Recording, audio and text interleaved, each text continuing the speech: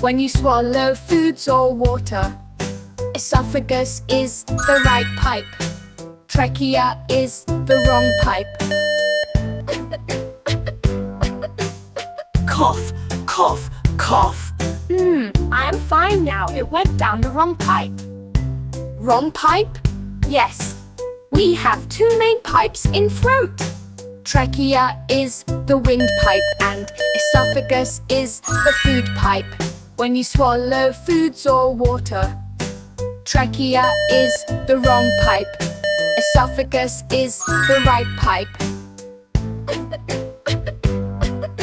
When foods or water go down your trachea instead of your esophagus, that is an emergency. Peep, peep, peep, emergency. You start coughing. Coughing clears your trachea. Coughing saved me. I am fine now.